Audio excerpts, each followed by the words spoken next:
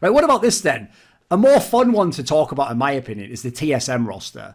Because this one obviously was, I mean, you could tell on their end, it was a nightmare during the off-season. Like, it was some sort of mad shit where they were trying to, like, spin a bunch of plates all at once. And bizarrely, at the end, they got most of the plates, but then there was this weird scenario where it's actually very, very bizarre because normally, I actually think Reginald's done some pretty good moves over the years. I actually think, like, signings isn't one of his worst areas. He's had some that haven't worked out, certainly.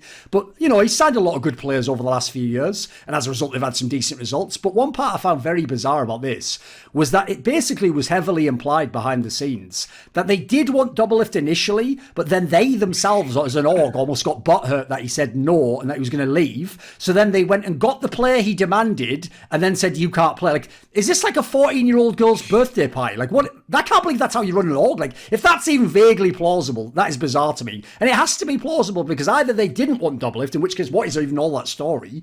Or they did and this is what happened. So I find it very... What do you think on this move, Rich? So I do believe there is truth to this story. I don't think it's quite as ridiculous as that, but it's close enough to still be ridiculous. So my understanding is that basically it was a timing issue where they were in contact with Sword Art. I don't think it was like directly off Doublelift's request. Like the only reason we're talking to this guy is because of Doublelift, but they were talking to Sword Art.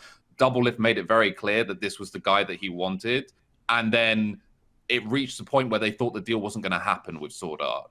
And then Doublelift, I don't know if this was his own timeline or TSM's timeline, saying like, you need to make a decision if you're signing on or whatever. But basically, he was heavily given the impression that not only would he not get to play with Sword Art, but that he was going to have to play with a different support player who he was not a fan of at all. So Doublelift was like, okay, clock's running out. Again, I don't know if this was his own timeline or the org's timeline. I'm retiring, basically. And then almost immediately after, they made progress with Sword Art and ended up signing Sword Art. But then at that point, they'd already made commitments to the other AD carry option. That's my understanding of the how the story went. So as a childish an organization as I believe TSM are, I don't think he was signed out of spite. I think that they signed Sword Art because that was the player that they did want. By the way, just as an aside, like, listen, this doesn't mean it's a fact. It was just a statement by one of the people involved. So certainly you should consider there'll be a level of bias.